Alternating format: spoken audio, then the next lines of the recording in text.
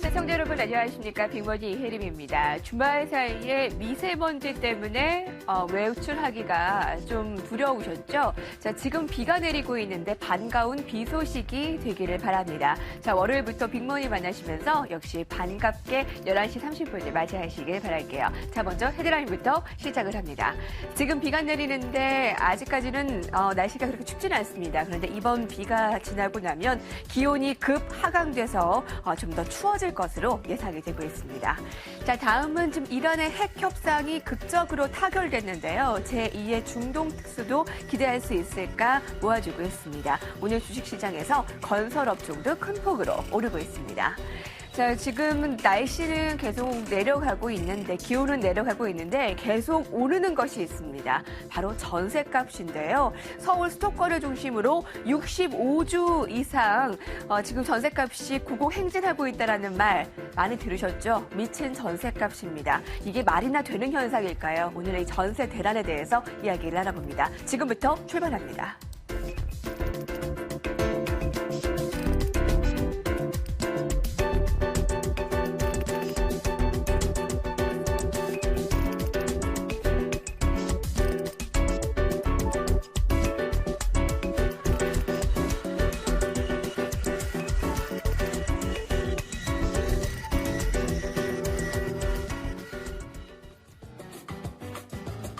전월세 대란에 서민들은 서럽습니다. 오늘 이 두 분은 어떤 의견을 가지고 있을까요? 이한경 위원과 이규찬 기자입니다. 안녕하십니까? 안녕하세요. 네, 뭐 요새 워낙에 방송에서 이 늘어나는 전셋값과 또 월세로 고통받는 서민들의 어려움을 집중 조명하게 되는데요. 자, 두 분은 어떻게 이 전세에 대한 고민을 좀 가져보신 적이 있으세요? 사실 저만 하더라도 좀 나이가 좀 돼서 그런지 말이죠. 전 처음에 직장 생활하고 나서 경기 너무나 좋을 때예요. 집값도 아직 안 오를 때라서 네. 사실 열심히 일한 거예요. 저랑 저희 집사람이나 일한 거로 모아서 집을 샀죠. 그렇기 때문에 신혼 때 잠깐 전세한 거 외에는 사실 전세는 안 했습니다. 근데 정말 그때는 열심히 노력한 만큼 이루어질 수 있는 것이 있잖아요. 네, 근데 맞습니다. 지금은 아무리 맞벌이를 하고 둘이 모아도 그게 어렵다라는 게 현실인 것 같아요. 맞습니다. 그러니까 뭐 미친 전세값이 나오는 네. 건데요. 그러니까 뭐 65주인가요? 지금 계속 상승하니까요. 문제가 많은 건 사실이죠. 이규찬 기자는요? 저는 뭐 20살에 제가 독립을 해서요. 저 혼자 이제 자수성가한 스타일이라 제가 이제 처음 전세 마련한 게 3천만 원짜리 전세집이었어요. 네. 그다음에 전 그 30 전에 집을 사는 게 목표였기 때문에 아예 아파트를 대신에 빌라로 딱 타겟팅을 해서 29살에 드디어 집을 샀죠. 그다음부터 저는 전세에 나온 걸 무관한 사람이 됐습니다. 와, 그때 자부심을 가지고 네. 거의 처음으로 전세를 했을 때, 처음으로 집을 샀을 때 눈물이 나셨겠어요. 그래요. 저 그 집이 갑자기 이렇게 30평 정도 커지니까 네. 제가 그동안 쓰던 20인치 TV 이런 게 못 쓰게 되잖아요. 네. 덩그란 집에 이삿집은 제 그 옷가지 몇 개만 있고 구석에서 이렇게 집 계약서 들고 네. 엉엉 울었던 기억이 납니다. 아, 정말요? 네, 정말 눈물스럽습니다. 요즘 대한민국에서 벌어지는 전세 대란은 전 세계 어딜 가도 찾아볼 수 없는 것이라고 하는데 세계에서 유일하게 한국에만 존재한다라고 합니다. 국민에게 골칫거리로 자리 잡은 전세에 대한 이야기 풀어가 보도록 하겠습니다. 65주 연속 상승 중인 아파트 전세값. 전세 대란이라는 말로도 부족해 미친 전세값이라는 표현이 나올 만큼 국민들은 전세 때문에 골머리를 앓고 있다. 더 이상 서울 안에 살 집을 구하지 못해 경기, 인천 등 인근 도시로 밀려나는 전세 난민의 눈물의 엑소더스 현상까지. 오늘 빅머니에서는 전세보다 더 귀한 전세 빅데이터 토크를 나눠본다. 전세 대란인 것이 요즘 들어 더 급부상한 단어잖아요. 네. 자, 그래서 요새 워낙에 전세가 귀한 데다가 금액도 천정부지로 올라서 전세를 구하고자 하는 사람들은 아예 전세가 없어서 못 구하는 분들도 많습니다. 그래서 나오기만 하면 무조건 빠진다라고 하는데요. 도대체 정확한 정보를 여러분들에게 제공해드리기 위해서 오늘 전문가분을 전화 연결로 만나보겠습니다. 오늘 서울 시내의 구별로 전세값 현황에 대해 알아볼 텐데요. 부동산 서브의 조은상 리서치 팀장님입니다. 안녕하십니까? 네, 안녕하십니까? 네, 지금 가장 높은 전세 가격을 형성 중인 지역, 먼저 5위부터 2위까지를 살펴본다면요? 네. 2위를 먼저 말씀드리면요. 강남구로 4억 5,782만 원입니다. 5년 전만 해도 서울에서 전셋값이 가장 높았지만 재건축 추진이 속도를 내지 못하면서 새 아파트 입주가 없었고요. 전셋값 순위도 2위로 내려갔습니다. 3위는 송파구로 4억 287만 원입니다. 리센츠, 잠실, 엘스, 파크리오 등 잠실 일대 아파트의 전셋값 상승세가 높게 나타나고 있습니다. 4위는 용산구로 3억 8,912만 원입니다. 타 지역에 비해서 아파트가 많지는 않지만 도심이나 여의도, 강남 접근성이 우수하기 때문에 전셋값이 높게 형성돼 있습니다. 5위는 광진구로 3억 4,810만 원입니다. 강남 접근성이 좋은 데다 학군이 점차 개선이 되고 있기 때문에 전세 수요자들의 이동이 늘어나고 있습니다. 강남이 비싸다. 무조건 강남 3구다. 이런 얘기는 우리가 늘 듣지만 강남구가 1위였는데 이번에는 서초구가 이렇게 치고 올라왔다고요. 전셋값이. 네. 서초구의 경우에는 11월 2주 기준 서울에서 평균 전세 가격이 가장 높은 지역입니다. 평균 전세 가격은 5억 394만 원이고요. 2009년 이후에 재건축 아파트 입주가 활발히 진행이 되면서 레미안 퍼스티지, 반포제이, 반포리체 등 고가의 새 아파트 입주가 진행이 됐고요. 전세값이 매우 많이 올랐습니다. 네. 자, 그러면 지금 전셋값이 도대체 언제까지 오를 것인가? 근데 이 질문은 워낙에 많이 받으실 것 같아요. 네. 이 부동산에 가면 도대체 이 전셋값이 언제까지 오를 것입니까? 이런 질문 1년 사이에도 너무 많이 올랐기 때문에요. 전망을 해볼 수는 있는 건가요? 네.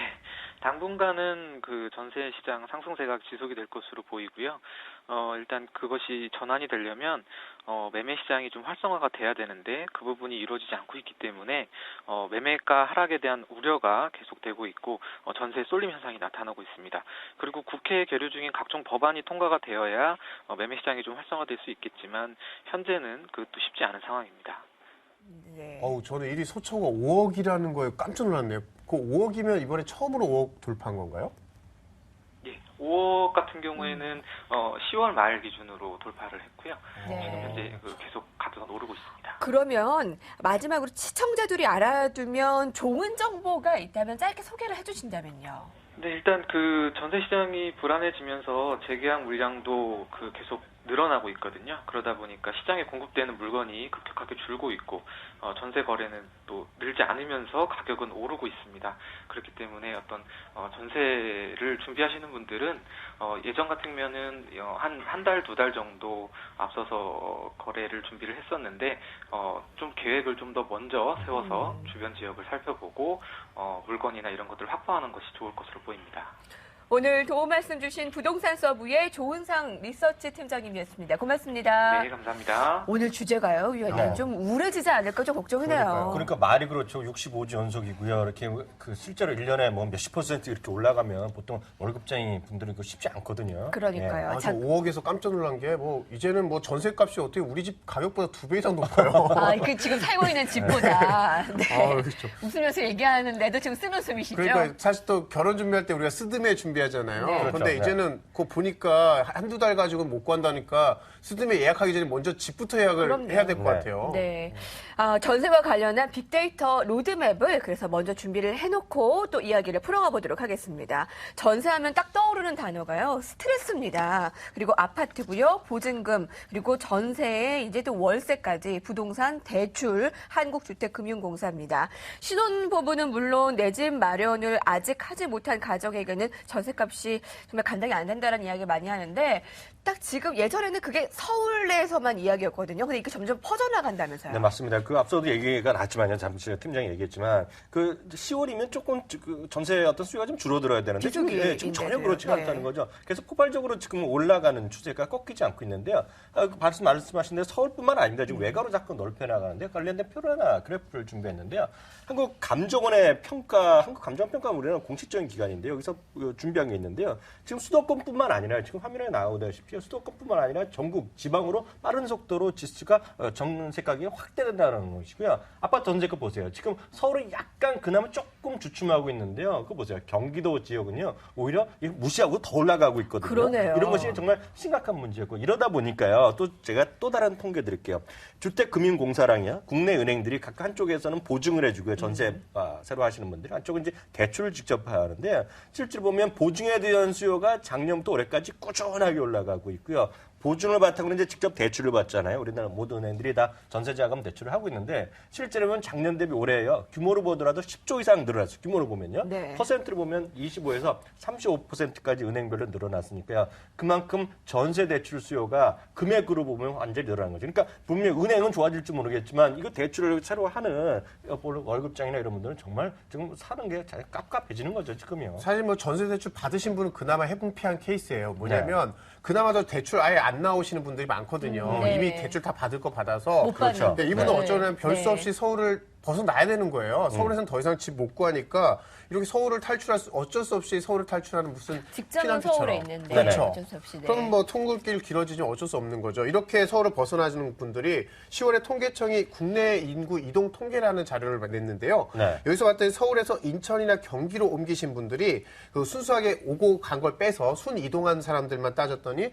9,735명이에요. 그런데 지난해 같은 달에 한 9,270명보다 한 5% 늘었거든요. 아, 그래요? 그런데 네. 올해 7월까지만 딱 누적만 봐도 얼마냐면 63,700명.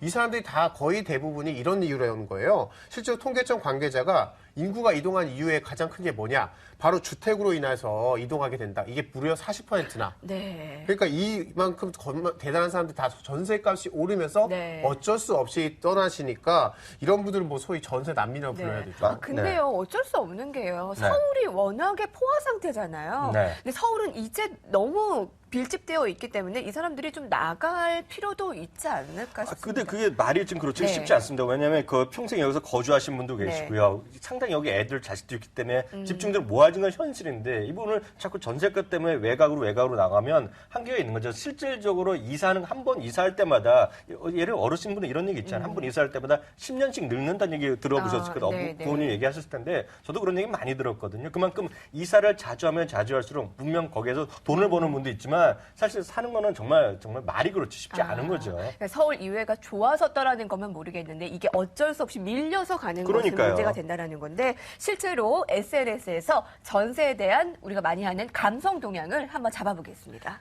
실제로 봤더니요, 사람들이 트위터나 블로그에서 전세에 대해서 이야기할 때 좋은 얘기가 없습니다. 전세 사는 그렇겠죠. 거 보니까 네. 긍정적인 부정적인 언급들이요. 긍정적인 언급을 항상 웃돌고 있어요. 특히나 최근 들어서는 고위공직자 한 분이 이제 전세 자금을 자녀한테 해줬는데 네네. 굉장히 큰 금액을 주니까 이거 증여 아니냐 이런 논란까지 날 정도로. 맞아요. 네. 그러니까 전세 자금 놓고도 사람들이 다 보면 그나 있으신 분들은 전세가 선택이지만 우리 어쩔 수 없이 전세 사는데 너무 이런 걸 보면서 편법이다, 뭐 너무 전세 대란이다 이런 말들 하시면서 부정적인 의견들이 굉장히 대부분이더라고요. 아까 보니까 부정적인 언급이 아주 치솟았군요. 그런데 또 문제가 되는 것이 극과 극인 부동산 시장이라는 것을 우리가 실감할 수 있는 게 집 한 채가 없는 사람들도 너무 많은 반면에 한 사람이 1,000채를 넘게 가지고 있다는 사실 아세요? 1,000채요? 천채요. 네, 그러니까요. 임대사업 하시는 분인가요, 그런 분들이? 근데 이런 사람들이 되게 많대요. 그러니까 너무 부동산 시장은 극과 극인 것 같고요. 사실상 어떤 정책도 지금 전세값을 잡지 못하고 있다 보니 전세난에 시달리고 있는 국민들 입장에서는 이 상황을 바라볼 수밖에 없는데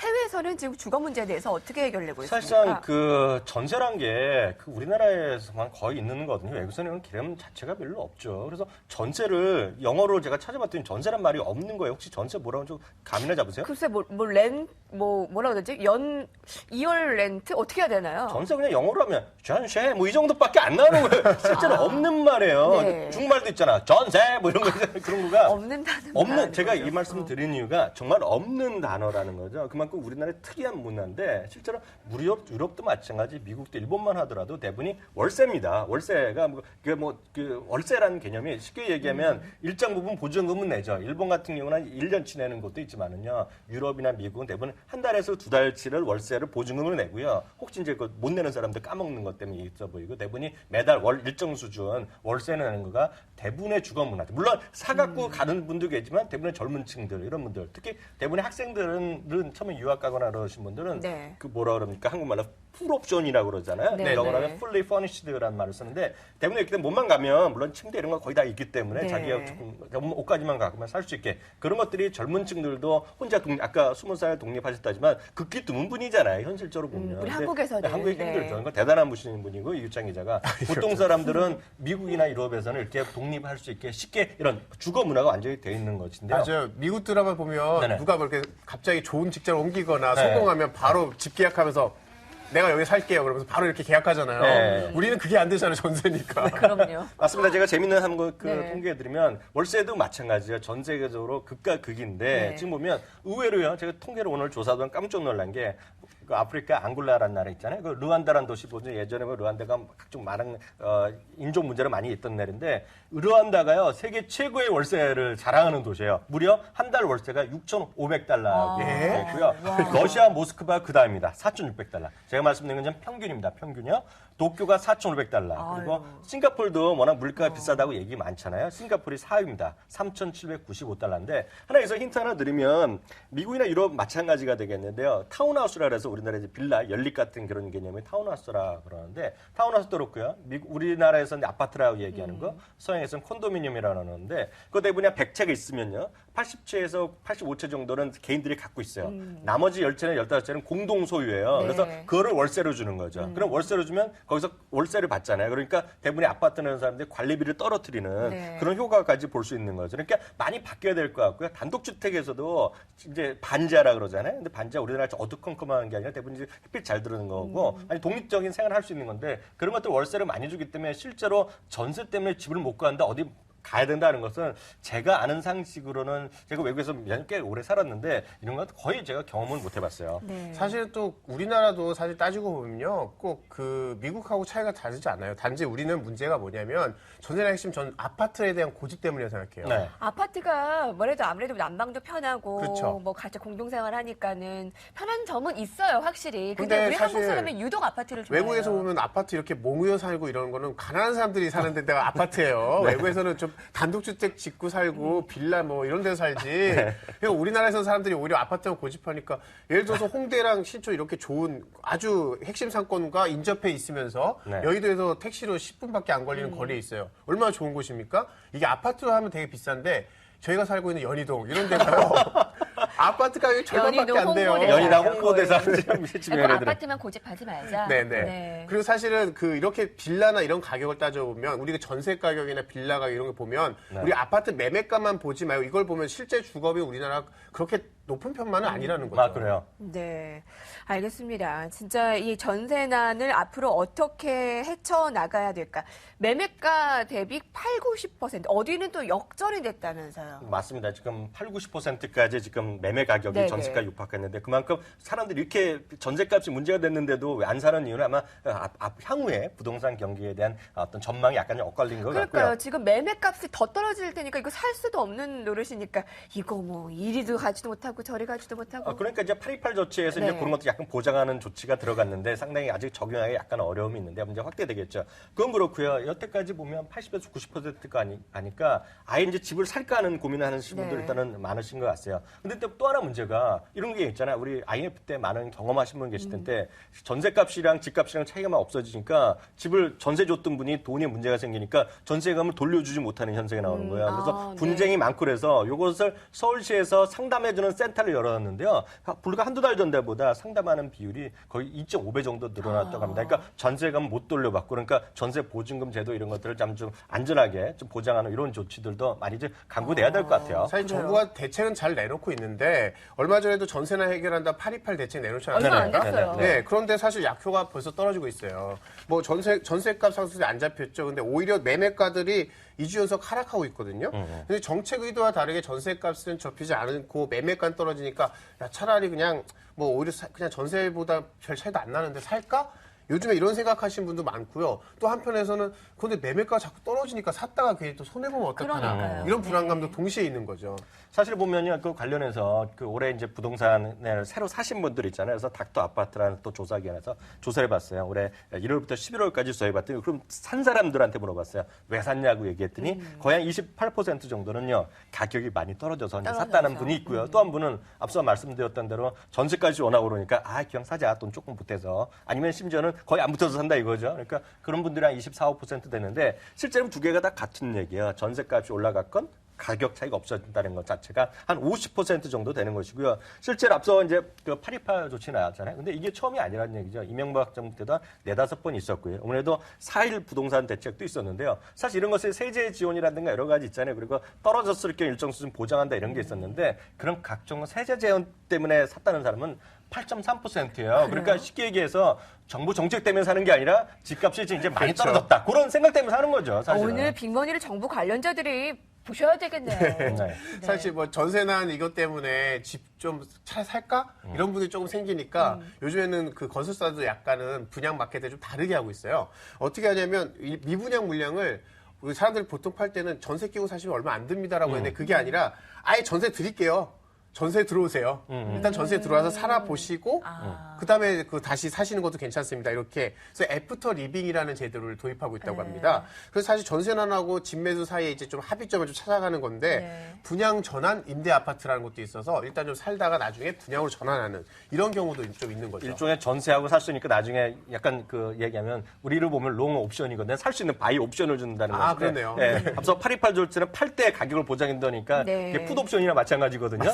여기다 다 옵션 개념이 들어갔네요. 그러니까 뭔가 하나씩 우리나라에서도 좀 제도가 도입이 되고 좀 네. 변형되려는 움직임이 보이는 것 같아요. 그런데 지금 제 말 너무 공감하실 거예요. 전세 사시는 분들 지금 뭐 저도 그렇지만 내년에 전세를 다시 재계약을 해야 돼요. 근데 전세값을 올려달라는 말보다 더 무서운 게 월세로 전환시킬 것 같다라는 두려움 때문이거든요. 네, 네. 자, 앞으로 이제 전세라는 말이 좀 사라질 수도 있을 것 같아요. 사실 애초에 말씀하신 것처럼 전세가 우리나라만 있는 제도기 때문에 언젠가는 그 매매와 월세로 아예 갈릴 거다라는 게 큰 장기적으로 봤을 땐 그렇지만 뭐 사실 전세를 떠받치고 있었던 가장 큰 게 사실 고금리거든요. 그러니까 전세를 받아서 그 돈으로 내가 은행에만 넣어놔도 뭐 10% 이상씩 뭐 이자 나오던 때가 있었으니까. 네. 그런데 지금 저금리 시대니까 집주인도 답답해요. 전세금 받아서 어디다 굴릴 데가 없어요. 그러니까 사실은 부동산 가격 침체에다 저금리까지 겹치니까 요즘에는 어쩔 수 없이 집주인도 자기도 이자 내고 해야 되니까 반전세라든지 월세로 반전세. 전환할 수밖에 맞아요. 없는 거죠. 네. 실제로요, 우리나라도 이제 집의 소유 뭐 이런 개념에 대해서 완전히 좀 의식을 좀 바꾸고 필요가 있다. 옛날 분들은 일단 돈이 생기면 집을 사야지만 마음이 편하시니까. 근데 이게 네. 약간 다른 얘기지만 우리나라가 집값이 크게 많이 올라갈 수는 없다고 저는 개인적으로 보는 네. 게 가장 큰 이유는 우리나라 지난번에 우리 노령화도 얘기했지만은요 인구수가 장기적으로 감소할 가능성이 있는데 이건 약간 어려운 얘기이기 때문에 약간 기본적으로 보면 소유 개념보다 우리가 이용한다 그럴까? 네네. 주거의 권리 이런 쪽으로 좀 보셔야 될 것 같아요. 그래서 사실 보면 가끔 뉴스에도 제가 봤을 때 이런 분들은 법으로 금지된다고 그러는데 초등학생 엄마나 이런 사람들이 학생들 친구들 애들 친구 보러 야 저기 저 옆에 또 임대인데 임대주택 사는 친구 놀지 말라 이런 얘기 하잖아요.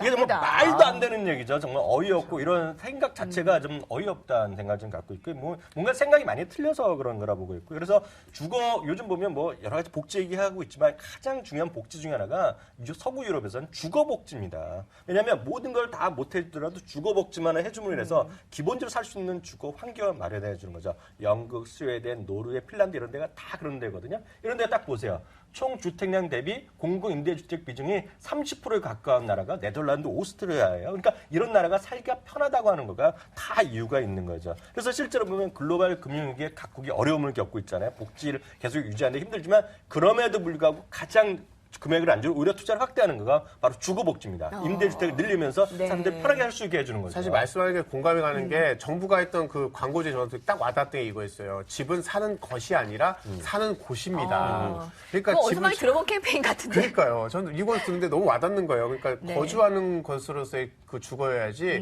뭐 사고 파는 뭐 너무 재테크나 투기 목적으로만 보면 이게 주거 복지 해결이 안 된다는 거죠. 아까 그 임대 아파트에 대한 얘기를 했는데 왜 그 초등학교에서 네. 임대 아파트에 사는 애들은 이 초등학교에는 오면 안 된다. 그것 때문에 굉장히 또 논란한 동네가 있었어요. 근데 이거 정말 말도 안 되는 현상이고요. 말도 안 되는 거 제가 지난번 2년 전에 네. 뉴스를 본 적이 있는데 철조망을 막는 거예요. 그래, 엄마들이. 철조망을 맞았어요. 그 제가 어느 동네 고가도로. 아파트 딱 기억하는데 네. 그 아파트 정말 벌 받아야 될 그 엄마들이요. 근데 임대 아파트가 이제 유럽에서는 소득이 높은 전문직들이 오히려 더 임대주택에 살면서 그 나머지 돈으로 여행과 취미를 즐긴다면서요. 맞습니다. 바로 이게 앞서 말하는데 말을 끊어갖고 제가 못했는데요.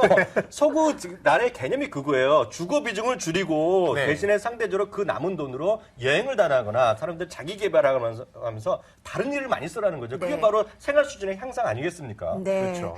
대한민국도 하루빨리 주거복지 선진국 대열에 지금 오를 수 있기를 기대해 보면서요. 두 분의 딱한 종목 이어지겠습니다.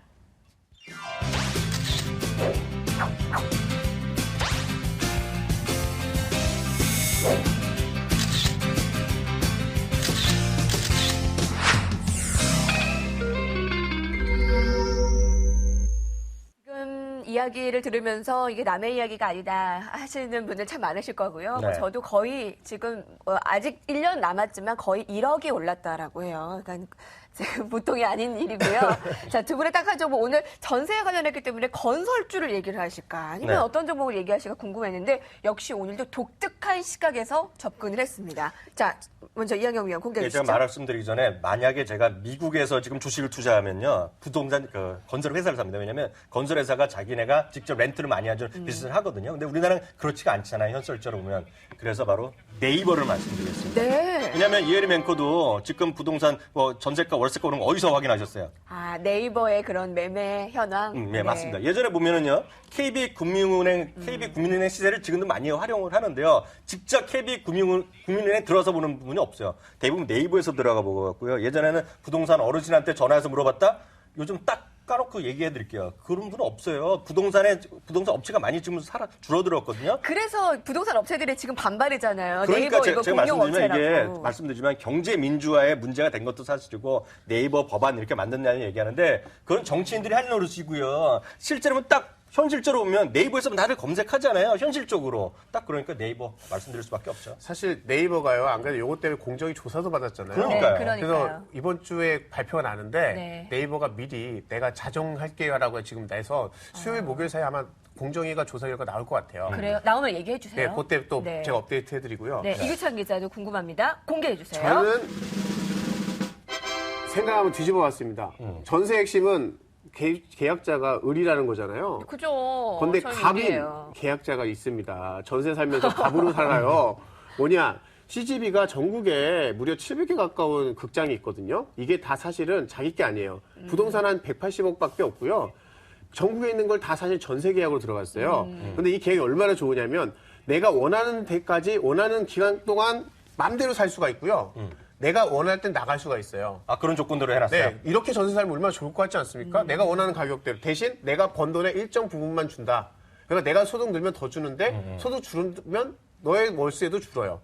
이렇게 유리한 조건으로 살고 있는 게 CGV, 맥도날드 이런 몇 군데가 있습니다. 아. 대표적인 갑인 세입자. 네. 스타벅스도 그렇죠. 네, 그렇죠. 스타벅스도. 네. 우리 일반 사람들한테는 좀 꿈인 거죠. 그렇죠. 세입자가 갑이라는 거예요. 그러니까요. 알겠습니다. 여러분은 어떠한 두 분의 종목에 손을 들어주겠습니까? 오늘의 비긴 여러분은 선정해 주시고요. 지난주에 상속에 대한 얘기를 했잖아요. 금요일에. 그런데 그 두 분께서 상속을 자녀에게 해주고 싶은 종목에 대해서 그 LG 하우시스 네, LG 그리고 하우시스. 현대중공업 의견을 주셨는데 공주 이쁘님께서 현대중공업이 좋겠네요라고 한 아유, 표를 감사합니다. 주셨어요. 그리고 다른 분들께서는 다른 의견을 주셨는데요. 기차차님께서는 농심이 어떨까요?라는 의견 주셨고요. 은서사랑님께서는 유한양행입니다.